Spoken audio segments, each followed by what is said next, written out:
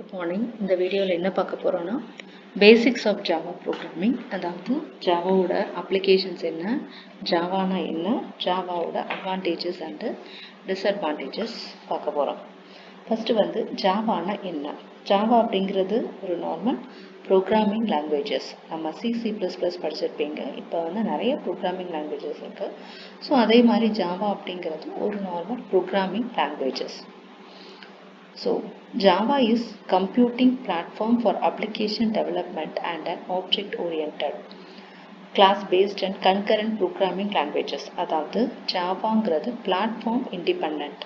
அதாவது எந்த பிளாட்ஃபார்மில் எங்கே வேணாலும் எப்படி வேணாலும் நம்ம ஜாவா ப்ரோக்ராமை ரன் பண்ணிக்கலாம். Class based and concurrent programming languages. So இது எல்லாமே என்னது, ஊப்ஸ் கான்செப்ட் யூஸ் பண்ணியிருப்பாங்க. ஸோ அதனால் இது எல்லாமே கிளாஸ் பேஸ்டான ப்ரோக்ராமிங் லாங்குவேஜஸ் தான். It means many statement can be executed at the same time instead of sequential executing. அதாவது இவ்வளோ ஸ்டேட்மெண்ட்ஸ் அப்படின்றது கிடையாது, நிறைய ஸ்டேட்மெண்ட்ஸ் நம்ம இதில் எக்ஸிக்யூட் பண்ணலாம். அதுக்கப்புறம் Java can run on all platform and free to access. அதாவது Java is and platform independent. So எந்த பிளாட்ஃபார்ம்லனாலும் ஜாவாவை நம்ம ரன் பண்ணிக்கலாம், ஃப்ரீயாகவே ஆக்சஸ் பண்ணிக்கலாம். Next Java is simple, secure, robust, complete, object oriented. It is and platform independent high languages. அதாவது ரொம்ப ஈஸியாக கற்றுக்கக்கூடியதான் ஜாவா லாங்குவேஜஸ். அதே மாதிரி செக்யூரிட்டி அதிகமாக இருக்கும், ரொபஸ்ட்னஸ் இருக்கும், கம்ப்ளீட். இது ஆப்ஜெக்ட் ஓரியன்ட் ப்ரோக்ராமிங், அதாவது ஊப்ஸ் கான்செப்டை சேர்ந்தது. Next it is portable and multi thread technology give high performance. Portable அப்படின்னா ஈஸியாக இருக்கும், ஃப்ளெக்சிபிளாக இருக்கும் யூஸ் பண்ண. அண்ட் இதில் மல்டி த்ரெட் யூஸ் பண்ணியிருக்காங்க, டெக்னாலஜி யூஸ் பண்ணியிருக்காங்க. ஸோ அப்போ சைமல்டேனியஸாக நம்மளோட ஒர்க்கோட பர்ஃபார்மன்ஸ் ஹையாக இருக்கும். It performs concurrency, means the code can be executed in multi-process at the same time. அதாவது simultaneous and multitasking இங்கே நம்ம யூஸ் பண்ணிக்கலாம். ஜாவா எப்படி ஒர்க் ஆக போகுது, how does it works அப்படின்னா, அதாவது ஃபஸ்ட்டு ஜாவா ப்ரோக்ராமிங் எழுத போகிறோம். என்ன ப்ரோக்ராம் எழுதினாலும் அதை program.java ஸ்டோர் பண்ண போகிறோம். அதாவது ப்ரோக்ராம்க்கு ஒரு நேம் கொடுப்போம். ஸோ அந்த ப்ரோக்ராம் நேமை .java எக்ஸ்டென்ஷனில் நம்ம சேவ் பண்ண போகிறோம். நெக்ஸ்ட் ஜாவா கம்பைலர் போக போகுது.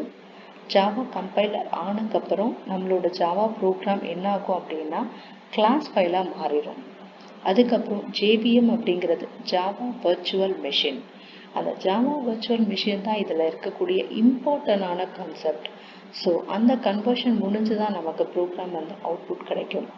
ஸோ இதில் ஃபஸ்ட்டு ஜாவா ப்ரோக்ராமிங் .javaன்னு சேவ் பண்ண போகிறோம், கம்பைல் பண்ண போகிறோம். கம்பைல் பண்ணக்கப்புறம் கிளாஸ் ஃபைலாக மாறிடும். அதுக்கப்புறம் ஜாவா வர்ச்சுவல் மெஷினில் ஒரு சில கான்செப்ட் நடக்கும். அதுக்கப்புறம் தான் ஜாவா இன்டர்பிரிட்டர் ரன் பண்ணுறோம். ஜாவா இன்டர்பிரிட்டர் மூலமாக ப்ரோக்ராமை ரன் பண்ணக்கப்புறம் நமக்குரிய அவுட்புட் கிடைக்குது. ஸோ இதில் கொஞ்சம் கம்பைலேஷனும் இன்டர்பிரிட்டரும் ஒரு ப்ரீஃப் டிஸ்கிரிப்ஷன், ஓகேவா. அதாவது என்ன அப்படின்னா C++ ப்ரோக்ராமும் நம்ம ஜாவா ப்ரோக்ராமும் கம்பேரிசன் இருக்குது. C++ல என்ன செய்கிறாங்க, C++ சோர்ஸ் கோடு இருக்குது. C++ ப்ரோக்ராம் கம்பைலர்கிட்ட கொடுப்போம், எக்ஸிக்யூட்டபிள் ஆகி .exe ஃபைல் ஆகி நமக்கு ப்ரோக்ராம் ரன் பண்ணி அவுட்புட் எடுத்துகிறோம். ஆனால் இங்கே ஜாவா ப்ரோக்ராம் கம்பைலேஷன், அதாவது நம்மளோட ஜாவா ப்ரோக்ராம் தான் இங்கே சோர்ஸ் கோட். கம்பைலர் என்ன பண்ணுது இங்கே, அதாவது ஜாவாசின்னு கொடுக்குமா, ஜாவாசி இந்த கம்பைலர் என்ன செய்யுது அப்படின்னா நம்மளோட ஜாவா ப்ரோக்ராமை எப்படி இருக்கும் அப்படின்னா, இந்த சோர்ஸ் கோட் அப்படிங்கிறது இங்கிலீஷ் லாங்குவேஜ், நம்ம எழுதக்கூடிய லாங்குவேஜ், அதாவது நமக்கு புரியக்கூடிய லாங்குவேஜ் தான் இது.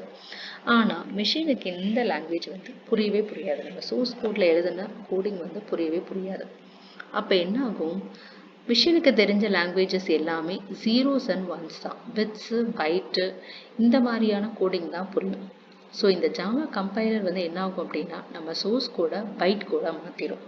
பைட் கோடா அப்படின்னா நமக்கு தான் பப்ளிக் ஸ்டாட்டிக் வாய்ட் மெயின் இந்த மாதிரிலாம் இருக்கும். ஆனால் அது என்ன ஆகும், byte Kota zeros and once தான் எல்லாமே மாறிடும், பைட் கோடாயிரும். அதுக்கப்புறம் இந்த பைட் கோடு தான் என்ன ஆகும், கிளாஸ் ஃபைலாக க்ரியேட் ஆகிருக்கக்கூடியது. நெக்ஸ்ட் முக்கியமான செக்ஷன் ஜாவாவில் என்ன அப்படின்னா JVM தான். JVM அப்படின்னா ஜாவா வர்ச்சுவல் மிஷின். ஸோ இந்த கம்பைலர் கொடுக்கக்கூடிய கிளாஸ் ஃபைலை நம்ம இன்னொரு மிஷின்குள்ளே சென்ட் பண்ணுறோம். அதாவது அதுதான் ஜாவா வர்ச்சுவல் மிஷின் அப்படிங்கிறதுக்குள்ளே நம்ம சென்ட் பண்ணுறோம். இந்த மிஷின் என்ன செய்யுது அப்படின்னா இந்த கம்பைல் பண்ண கூட அதுக்குரிய மிஷின் லெவல் லாங்குவேஜுக்கு மாற்றுது.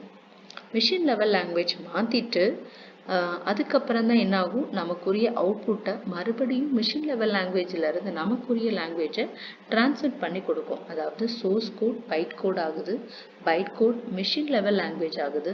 அகெயின் ஜாவா இன்டர்பிரிட்டர் மூலமாக மிஷின் லெவல் லாங்குவேஜ் நமக்கு புரிஞ்ச சோர்ஸ் கோடாக இங்கே மாறி தான் நமக்கு வந்து அவுட்புட் வந்து சிஸ்டமில் கொடுக்குறாங்க. ஸோ மெயினாக ஜாவா ப்ரோக்ராமில் compiler and interpreter, Java compiler using javac and Java interpreter, இந்த ரெண்டு தான் ரொம்ப முக்கியமான டூல். இதுதான் என்ன ஆகுது அப்படின்னா இந்த கோடோட டிரான்ஸ்ஃபர்மேஷனை மாறக்கூடியது. சிம்பிள் எக்ஸாம்பிள் இங்கே ஹை லெவல் சோர்ஸ் ப்ரோக்ராமில் இருந்து ஸோ இப்படி தான் இருக்கும். பைட் கோட் அப்படின்னா 1100 இந்த மாதிரி. இது வந்து சிஸ்டமுக்கு புரியக்கூடிய லாங்குவேஜஸாக இப்படி தான் இருக்கும். எக்ஸிக்யூட் பண்ணி அவுட்புட் கிடைக்கும். இதில் next difference between procedure programming language and object oriented programming language. So ரெண்டுத்துக்கான என்ன வித்தியாசம்? ஃபஸ்ட்டு வந்து ப்ரொசீஜர் லாங்குவேஜில் என்ன ஆகும், ப்ரோக்ராம் எல்லாமே ஃபங்க்ஷன்ஸாக மட்டும்தான் டிவைட் ஆகும். ஆனால் இங்கே வந்து என்ன செய்யணும், ஆப்ஜெக்ட் ஓரியன்டில் ப்ரோக்ராம் வந்து கிளாஸஸாகவும் ஆப்ஜெக்டாகவும் டிவைட் ஆகும். Next it emphasis on doing things, அதாவது நடந்து திங்ஸ் நேச்சுரலாக என்ன நடந்துகிட்டு இருக்கோம் அதுவாக தான் மாறும். ஆனால் ஊப்ஸ் கான்செப்டில் எல்லாமே டேட்டாவாக மாறிடும். நெக்ஸ்ட்டு தேர்ட் பாயிண்டில் poor modeling to real world problem, அதாவது நிறைய அப்கமிங் ஐடியாஸு வேர்ல்ட் லெவலில் ரியல் மாடலிங்காக நம்ம வந்து ப்ரொசீஜர் லாங்குவேஜ்னால கொண்டு வர முடியாது. ஊப்ஸ் கான்செப்டில் ரியல் வேர்ல்டு ப்ராப்ளம்ஸ் எல்லாமே ஸ்ட்ராங் ஒரு மாடல் கொடுத்து நம்ம டிசைன் பண்ணிக்கலாம். It is not easy to maintain project too complex, ரொம்ப கஷ்டமான ப்ராப்ளம் எல்லாமே ப்ரொசீஜர் லாங்குவேஜில் யூஸ் பண்ண முடியாது. ஆனால் ஊப்ஸ் கான்செப்டில் என்ன ஒரு காம்ப்ளெக்ஸான ப்ரோக்ராமும் ஈஸியாக யூஸ் பண்ணலாம். ஏன்னா இதில் வந்து நம்ம நிறைய கான்செப்டை ஃபாலோ பண்ண போகிறோம் ஜாவா ப்ரோக்ராமிங்கில். டேட்டா செக்யூரிட்டி கம்மி ப்ரொசீஜரில் இதில் செக்யூரிட்டி ப்ராசஸ்க்காகவே நிறைய நம்ம கான்செப்ட் யூஸ் பண்ணுவோம். நெக்ஸ்ட்டு வந்து ப்ரொசீஜர் லாங்குவேஜில் எக்ஸ்டெண்ட் பண்ண முடியாது. ஊப்ஸ் கான்செப்டில் நம்ம எவ்வளோ தூரம்னாலும் நம்ம எக்ஸ்டெண்ட் பண்ணிக்கலாம். ப்ரொடக்டிவிட்டி லோ ப்ரொடக்டிவிட்டி ஊப்ஸில் வந்து ஹையாக இருக்கும். அதே மாதிரி இது வந்து எல்லா டேட்டா டைப்ஸும் சப்போர்ட் பண்ணாது. ஊப்ஸில் என்ன டேட்டா டைப்ஸ்னாலும் நம்ம சப்போர்ட் பண்ணிக்கும். அதுக்கப்புறம் இதில் வந்து ஃபங்க்ஷன்ஸ் அப்படிங்கிறது மட்டும்தான், ஆனால் ஊப்ஸில் வந்து கிளாஸ் அப்படிங்கிறது வச்சுருக்கோம். ப்ரொசீஜரில் என்னெல்லாம் எக்ஸாம்பிள் பாஸ்கல், சி, பேசிக், ஃபோர்ட்ரான் இதெல்லாம் மட்டும்தான் யூஸ் பண்ண முடியும். ஊப்ஸில் C++, ஜாவா, ஒராக்கிள் இந்த எல்லா கான்செப்டும் ஊப்ஸ் கான்செப்டை சேர்ந்தது. அப்புறம் ஒரு சிம்பிள் டயக்ராம் ப்ரொசீஜரில் எப்படி இருக்கும், குளோபல் டேட்டாஸ் எல்லாமே இருக்கும் அப்படின்னா, அதாவது நம்ம ப்ரோக்ராம் என்ன செய்கிறோம், ஜஸ்ட் வந்து ஃபங்க்ஷன் வைஸாக பிரிக்கிறோம். ஸோ ஃபங்க்ஷனுக்குள்ளே டிக்ளேர் பண்ணக்கூடிய டேட்டாஸ் எல்லாமே என்னது லோக்கல் டேட்டா மட்டும்தான் இருக்க முடியும், அதில் மட்டும்தான் யூஸ் பண்ண முடியும். ஆனால் ஊப்ஸ் கான்செப்டில் டேட்டாஸ் அண்ட் ஃபங்க்ஷன்ஸு எப்படி வேணாலும் நம்ம கிளாஸஸ்குள்ளே, அதாவது நிறைய கிளாஸஸ் க்ரியேட் பண்ணி டேட்டாஸ் அண்ட் ஃபங்க்ஷன்ஸாக நம்ம வந்து யூஸ் பண்ணிவிட்டு கடைசி ஆப்ஜெக்ட் மூலமாக எல்லாத்தையும் நம்ம ஒன்று சேர்ந்து கொண்டு வந்துடலாம். நெக்ஸ்ட் இதெல்லாம் தான் features of the OOPS paradigm. Emphasis on data rather than the procedure. Programs are divided into objects, data structures, characterized objects. So இதெல்லாம் ஆல்ரெடி நம்ம என்ன ஆகும், எல்லாமே ப்ரொசீஜராக தான் எம்பசஸ் ஆக போகுது. ப்ரோக்ராம்ஸ் எல்லாமே ஆப்ஜெக்டாக டிவைட் பண்ண போகிறோம். எல்லாமே என்னது ஆப்ஜெக்ட் மூலமாக தான் கால் பண்ண போகிறோம் இதில். அதுக்கப்புறம் method that operate on data of an object are tied together இந்த டேட்டா ஸ்ட்ரக்சர்ஸ். கேர் எக்ஸாம்பிள் யூஸ் பண்ணுறோம் இதில். அதுக்கப்புறம் datas are hidden and cannot be accessed by the external. So இதில் டேட்டா ஹைடிங் அப்படிங்கிற கான்செப்ட் இருக்குது. நெக்ஸ்ட்டு ஆப்ஜெக்ட் வந்து நம்ம ஈச் அதர் நம்ம கம்யூனிகேட் பண்ணி பேசிக்கலாம், அதாவது மெசேஜ் பாசிங் டெக்னிக் இருக்குது. ஊப்ஸ் கான்செப்டில் நிறைய டேட்டா ஹைட் பண்ணிக்கலாம், டேட்டா என்கேப்சுலேட் பண்ணிக்கலாம், இன்ஹெரிட்டன்ஸ் கான்செப்ட், ஆப்ஜெக்டை ஒன்றோடு ஒன்று வந்து நம்ம பேச வச்சுக்கலாம். ஸோ இந்த மாதிரி நிறைய கான்செப்ட் இருக்குது.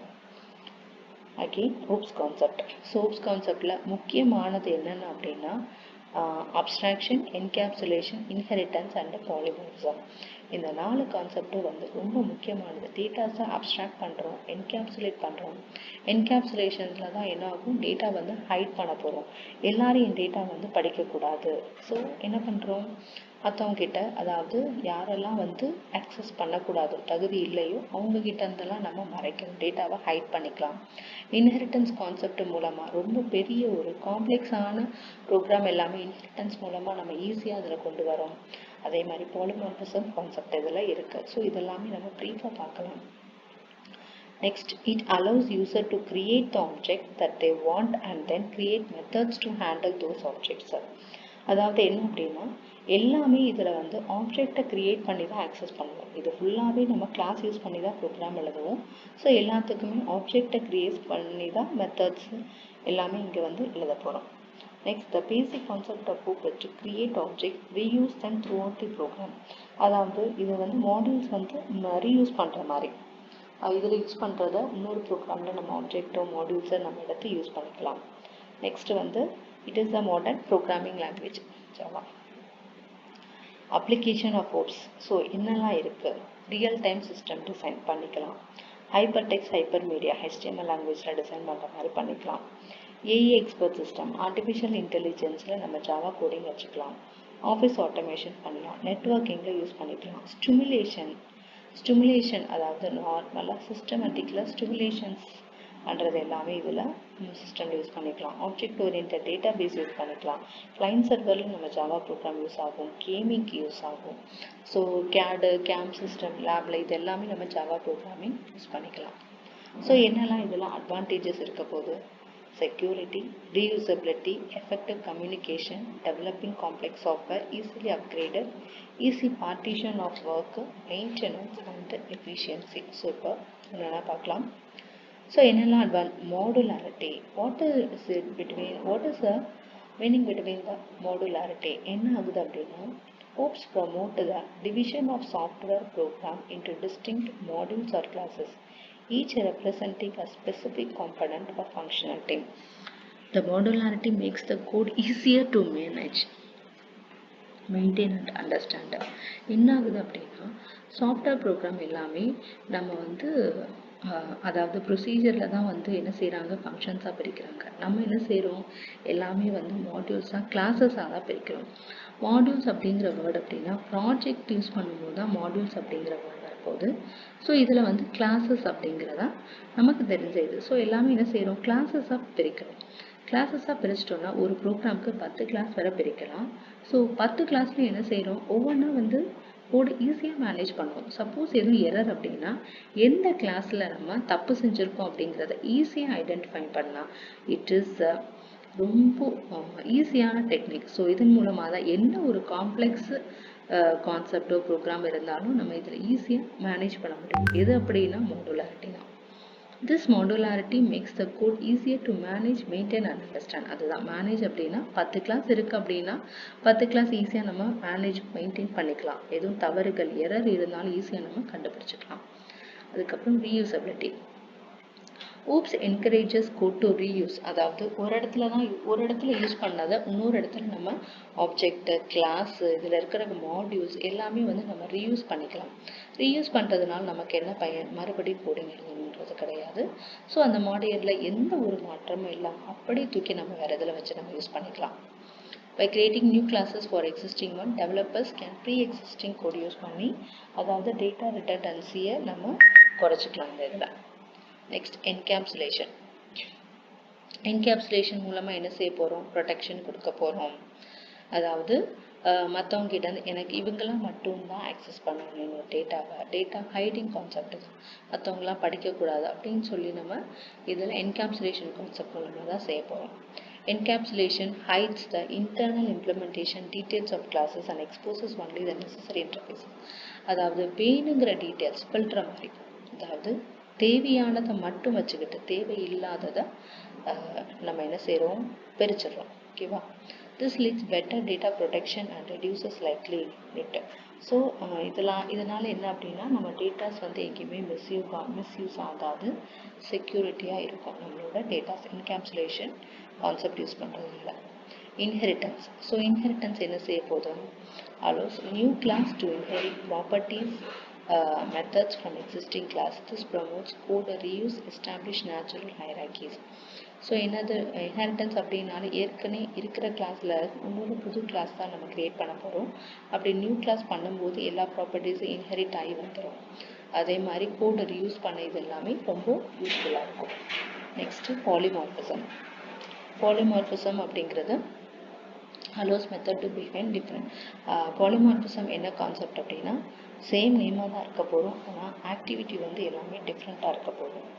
allows method to behave differently based on the object invoking, enabling flexibilities. அதாவது இப்போ நம்ம இருக்கோம்னா நம்ம என்ன செய்வோம், ஒரு வீட்டில் இருக்கும்போது ஒரு மாதிரி இருப்போம், ஆஃபீஸில் நம்ம ஒரு மாதிரி இருப்போம், அதே மாதிரி ஒரு கடைக்கு போய் ஏதாவது வாங்கும்போது அப்போ நம்ம வேறு மாதிரி பிஹேவ் பண்ணுவோம். ஆனால் ஆள் என்னது ஒன்று தான். ஸோ நம்மளோட பிஹேவியர் ஒவ்வொரு இடத்துலையும் வந்து நமக்கு சேஞ்ச் ஆகும். அதுதான் பாலிமார்பிசமோட கான்செப்ட்.